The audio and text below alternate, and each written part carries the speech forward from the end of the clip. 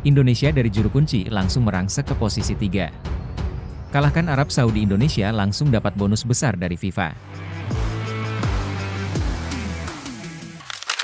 Timnas Indonesia berhasil menaklukkan Arab Saudi dengan skor 2-0. Pertandingan yang berlangsung di Stadion Gelora Bung Karno, Jakarta, Selasa, 19 November 2024, ini menjadi kemenangan perdana Timnas Indonesia. Dua gol tercipta oleh Marcelino Ferdinand di menit 32 dan 57. Hasil ini pun membuat Timnas Indonesia naik ke peringkat ketiga klasemen grup C kualifikasi Piala Dunia 2026 zona Asia.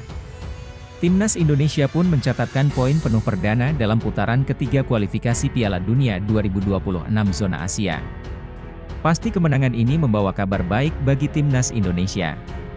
Selain meraih poin penuh untuk pertama kali, skuad Garuda dapat bonus besar yang akan mengalami kenaikan ranking yang signifikan di ranking FIFA terbaru. Timnas Indonesia sendiri sebenarnya baru saja turun peringkat di ranking FIFA. Ini disebabkan Timnas Indonesia kalah dari Jepang di matchday kelima kemarin. Kekalahan tersebut membuat Timnas Indonesia kehilangan poin. Dengan jumlah poin 1115,95, Timnas Indonesia melorot 2 posisi dari peringkat 130 menjadi 132. Namun kemenangan Timnas Indonesia membuat ranking skuad Garuda kembali melejit.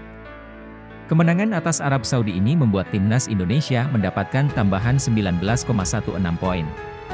Angka ini cukup besar karena ada perbedaan ranking antara Indonesia dan Arab Saudi. Dengan tambahan poin itu, Timnas Indonesia akan mengantongi 1135, 11 poin dan naik ke peringkat 127 di ranking FIFA. Terlepas dari kemenangan yang sedang didapat Timnas Indonesia, terdapat momen yang menarik. Wasit asal Uzbekistan, Rustam Lutfullin, yang memimpin laga tersebut kerap diteriaki mafia oleh para supporter.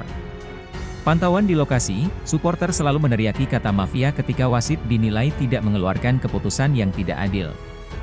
Contohnya, ketika wasit Rustam sempat ragu memberikan hukuman kepada Hasan Atambakti pada laga memasuki menit 45-4. Mafia, mafia, mafia, teriak supporter Timnas Indonesia di SUGBK.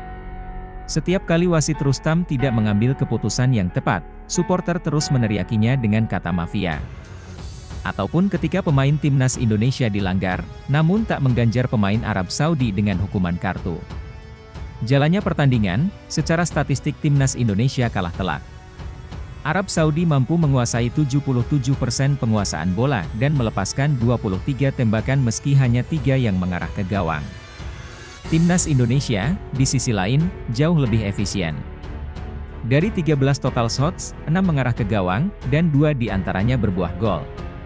Timnas Indonesia untuk kali pertama bersua Arab Saudi pada 1981. Saat itu, skuad Garuda takluk 1-3.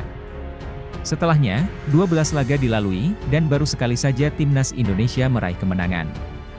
Ya, Timnas Indonesia juga seringkali jadi lumbung gol. Pada 2003 misalnya, Arab Saudi bolak-balik mengalahkan Timnas Indonesia 0-5 dan 0-6. Kini, setelah 43 tahun, Timnas Indonesia akhirnya bisa meraih kemenangan perdana atas Arab Saudi. Sejarah sensasional berikutnya adalah Timnas Indonesia berhasil membukukan kemenangan pertama di putaran ketiga kualifikasi Piala Dunia 2026.